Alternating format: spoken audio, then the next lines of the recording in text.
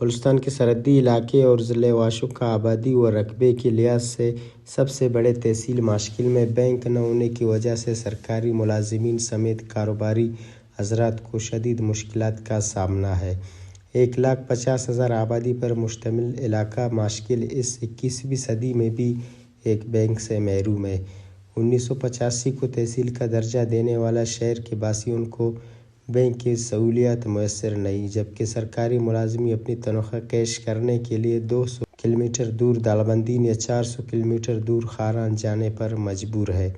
ماشکل میں بینک نہ ہونے کے باعث اہل علاقہ کا کوئی پرسان حال نہیں۔ دوسری جانب ماشکل سے مزدوری کی خاطر دیگر ممالک میں کام کرنے والے لوگوں کو بھی پریشانی کا سامنا ہے۔